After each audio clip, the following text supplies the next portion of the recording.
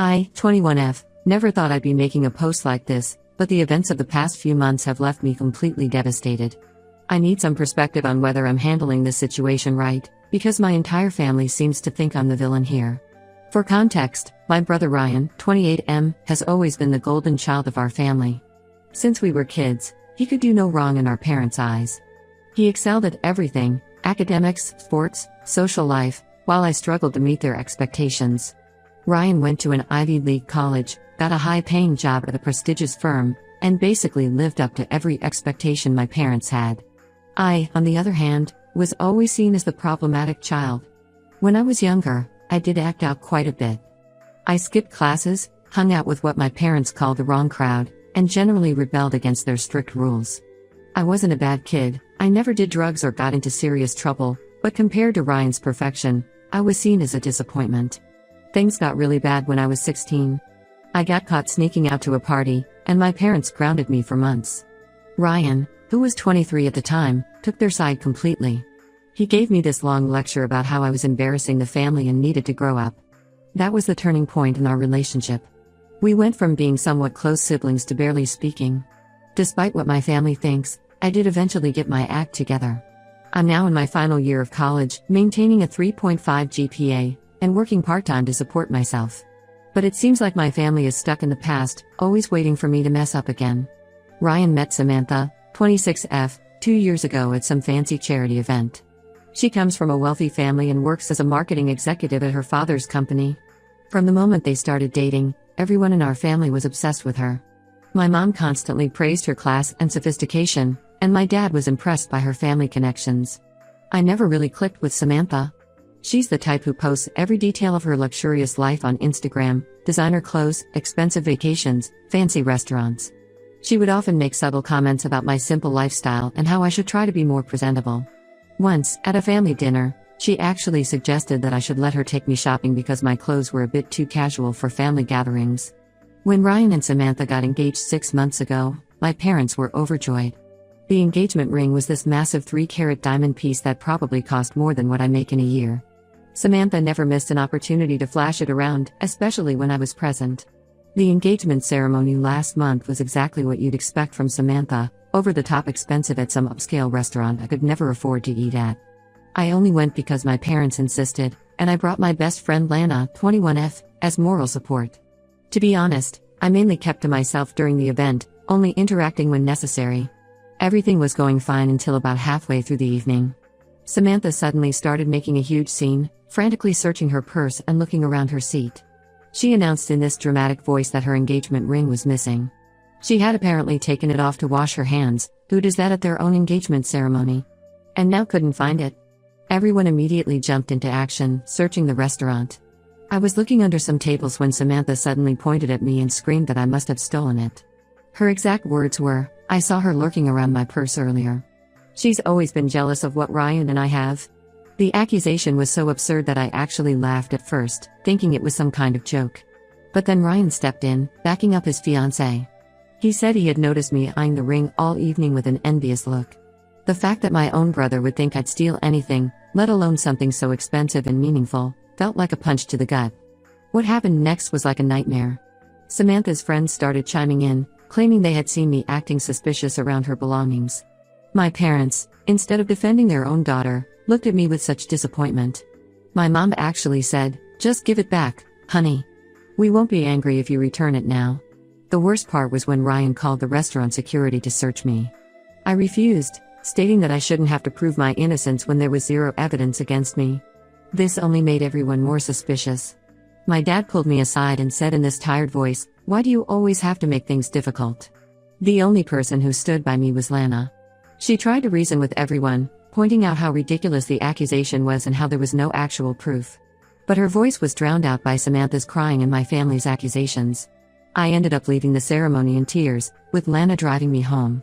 The next few days were hell. Ryan kept calling and texting, threatening to file a police report if I didn't return the ring.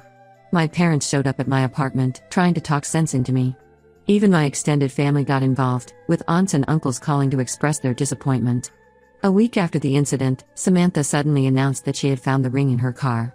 But instead of apologizing, She heavily implied that I must have planted it there after realizing I couldn't sell it. Ryan fully supported this theory, and my parents were just relieved the situation was resolved. No one seemed to care about how this false accusation had affected me. No one apologized for assuming I was a thief. My own family had shown me exactly what they thought of me, that I was still that troubled teenager who couldn't be trusted. I've cut contact with Ryan and Samantha since then. I only speak to my parents when absolutely necessary. Lana thinks I should fight back somehow and clear my name, but I don't see how when my entire family has already decided I'm guilty. Ida for refusing to apologize and maintaining my distance? Should I just say sorry to keep the peace even though I'm innocent? Update 1 first, I want to thank everyone for your overwhelming support and advice on my original post. The situation has taken an unexpected turn, and I'm still trying to process everything that's happened. These past few weeks have been incredibly difficult. Ryan and Samantha got more aggressive with their accusations, telling everyone who would listen about how I stole the ring and then planted it back when I couldn't sell it. My cousin Sarah, who's getting married next month, called to tell me I was no longer welcome at her wedding because she couldn't trust me around the wedding gifts. That really hurt because Sarah and I used to be close growing up. My parents have been constantly trying to pressure me into apologizing to keep the peace. My mom even suggested that maybe I did take the ring subconsciously because of my issues with Ryan and Samantha. When I asked her how someone could steal something subconsciously, she just sighed and said I was being difficult again. I've been staying away from family gatherings and barely checking my phone because every time I do, there's another message from a relative expressing their disappointment or trying to convince me to apologize. The only person keeping me sane through all this has been Lana. She's been my rock, letting me crash at her place when I can't handle being alone and defending me to anyone who brings up the incident. But 2 days ago, everything changed. Lana called me around midnight, her voice shaking with anger and shock. She had been at a party hosted by a mutual friend from college. She didn't know beforehand, but Samantha's brother Tom, 24M, was there too. Apparently, he's friends with our friend's roommate. According to Lana, Tom got pretty drunk as the night went on. She was in the kitchen getting water when she overheard him bragging to some guys about how his sister had put that brat in her place. At first, she didn't realize he was talking about me, but then he mentioned the engagement ring incident. Lana, being the quick thinker she is, pretended to be interested in the story. She joined their conversation, acting impressed by Tom's story. She had her phone in her hand, already open to Instagram like she was just scrolling, but she was actually recording everything. What Tom revealed made me physically sick. He drunkenly explained how Samantha had been planning this for months. She had been furious about my attitude towards her, how I didn't show her the respect she thought she deserved. Apparently, my biggest crime was not following her on Instagram and not commenting on her posts about her expensive lifestyle. In the recording, you can clearly hear Tom laughing as he describes how Samantha orchestrated the whole thing. She had deliberately taken off her ring and hidden it in her car before the ceremony. She had even coached her friends beforehand, telling them to back up her story about seeing me near her belongings. Tom thought it was hilarious how easily everyone believed her, especially Ryan. The most disturbing part was when Tom mentioned that this wasn't the first time Samantha had done something like this. He talked about how she had ruined another girl's reputation at their old country club because the girl had disrespected her by not inviting her to some party. Samantha apparently lives by the motto, if you don't show me respect, I'll make you regret it. Lana sent me both the video and audio recordings immediately after leaving the party. I've watched and listened to them at least 20 times now, still unable to believe that someone could be so deliberately cruel just because they felt slighted by my lack of attention to their social media presence. I've spent the last 2 days alternating between crying and feeling absolutely furious. My whole family turned against me, branded me a thief, and caused me so much pain. All because Samantha felt I didn't worship her enough? The level of manipulation is staggering, and what's worse is how easily everyone fell for it. I haven't decided what to do with this information yet. Part of me wants to blast the recording in our family group chat and expose Samantha for the manipulative person she is. But another part of me wants to be strategic about this. If I handle this wrong, Samantha might find a way to spin it against me again. Lana thinks I should consult a lawyer about possible defamation charges. She's willing to be a witness and provide the recordings as evidence. The idea is appealing, but I'm worried about how legal action might affect my family relationships, especially with my parents. They've always hated airing dirty laundry in public. I've saved copies of all the nasty messages I've received from family members about the ring incident, just in case I need them later. I also still have the text from Ryan threatening to file a police report. Lana suggested I document everything in case we need it for legal purposes. Right now, I'm just trying to process all this information and decide on my next move. The fact that someone could be so calculating and cruel, just because I didn't give them the attention they wanted, is hard to wrap my head around. And the fact that my own family so readily believed the worst about me. That's going to take a long time to get over. I'll update again once I decide what to do with this information. Thank you all again for your support. It means more than you know, especially now that I know the truth about what really happened. Update 2. After reading all your comments and thinking things through carefully, I decided to expose Samantha's manipulation. Many of you suggested waiting for the right moment, and that moment came during our monthly family dinner at my parents' house last weekend. I knew everyone would be there, my parents, Ryan and Samantha, my aunts and uncles, and even Samantha's parents. These dinners are a tradition in our family, but I hadn't attended the last 2 because of the ring incident. When I texted my mom saying I would come this time, she was overjoyed, probably thinking I was finally ready to apologize. I arrived with Lana, who insisted on being there for support. My entrance caused an immediate tension in the room. Samantha was sitting there like a queen, wearing her engagement ring prominently. Some of my relatives wouldn't even look at me, while others gave me disapproving glances. Ryan just looked annoyed that I had shown up. We got through the appetizers with forced small talk. Just as my mom started serving the main course, I cleared my throat and said I had something important to share.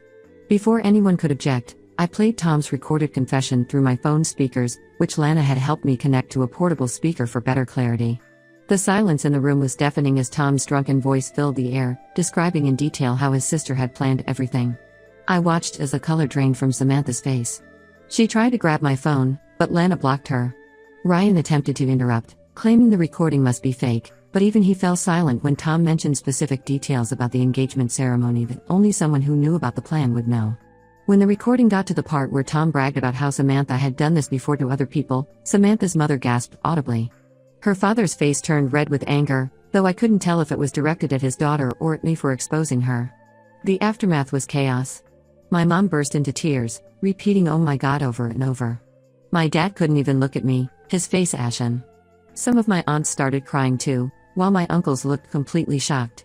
Ryan just sat there, staring at his plate, while Samantha tried desperately to explain it away. Samantha's excuses were pathetic. She tried claiming Tom was drunk and making up stories, then switched to saying it was just a joke that got out of hand. When nobody seemed convinced, she actually tried to blame me, saying I had provoked her with my constant disrespect and stuck-up attitude. The irony of her calling me stuck-up was not lost on anyone. The most surprising reaction came from Samantha's parents. Her mother stood up, tears in her eyes, and apologized to me directly. She said she had no idea her daughter could be so cruel and manipulative. Her father, once he found his voice, demanded that Samantha tell the truth. When she tried to deny everything again, he mentioned something about this not being the first time they'd dealt with her revenge schemes. My parents were devastated. My mom kept trying to hug me, but I stepped away. My dad attempted to apologize, saying they should have believed their own daughter. I just looked at them and asked, "Why didn't you?" They had no answer. Ryan asked to speak with me privately after dinner. We went to the back porch, where he attempted to apologize. But his apology was weak at best. He actually had the nerve to suggest that maybe Samantha had good reasons for what she did, saying I hadn't exactly been welcoming to her.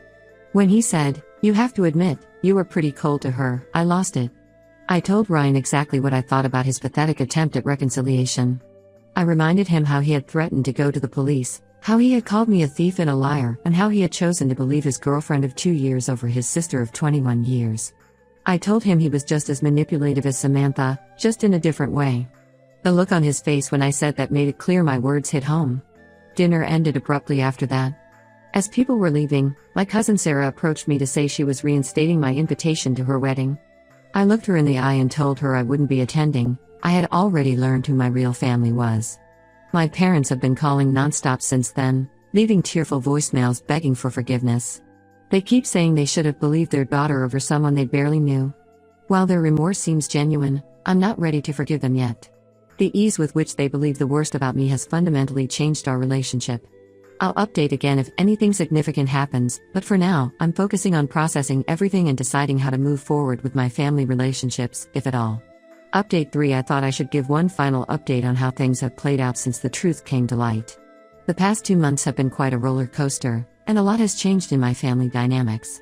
The biggest news is that Ryan and Samantha broke up. Not immediately after the dinner revelation, which surprised no one. Ryan initially tried to work things out with her. But about 3 weeks ago, he finally ended things after discovering she had been lying about other aspects of their relationship too. Apparently, she had been secretly monitoring his phone and emails, and had created fake social media accounts to spy on his female colleagues because she was protective of their relationship. She had also been spreading rumors about one of his close female friends at work, which almost got the friend fired. My parents have been trying desperately to make amends.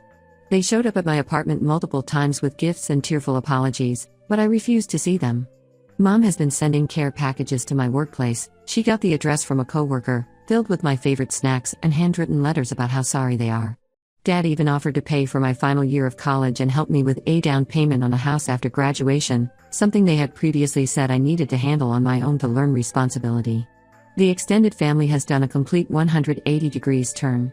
The same aunts and uncles who were calling me a disgrace 2 months ago are now flooding my phone with supportive messages and invitations to family events. My cousin Sarah has tried reaching out multiple times, sending lengthy texts about how sorry she is for uninviting me to her wedding. She even offered to make me her bridesmaid, which I declined. Their sudden change of heart feels almost as insincere as their previous condemnation. As for Samantha, I heard through mutual acquaintances that her life has taken quite a turn. After Tom's drunken confession went viral in our social circle, apparently, someone at the party had also recorded it. Many of her friends distanced themselves from her. Several people came forward with their own stories about how she had manipulated situations to get revenge on people who disrespected her. She ended up leaving her job at her father's company after he realized she had been using company resources to track and harass people who had allegedly wronged her. The only truly positive outcome from this whole mess has been my strengthened friendship with Lana. She has been my rock through everything, offering not just emotional support but practical help too. I've moved in with her and her roommate, which has given me the space I need for my family's constant attempts at reconciliation. Ryan has tried to reach out several times since his breakup with Samantha. His latest attempt was a long email detailing how sorry he is and how he shouldn't believe me from the start. He included some stories about Samantha's other manipulative behaviors that he had discovered, probably thinking this would help his case. I haven't responded. His betrayal cut the deepest because as my brother, he should have known me better than anyone. I'm focusing now on finishing my degree and have accepted a job offer in a different city for after graduation. Sometimes geographical distance is the best way to heal. While I haven't completely cut ties with my family, I've learned to keep them at arm's length. I attend occasional family events but leave when I start feeling overwhelmed. I respond to texts but don't engage in lengthy conversations. This experience has taught me a lot about family, trust, and self-worth. Some trust, once broken, can never be fully repaired, and that's okay. I'm not angry anymore, just disappointed and tired.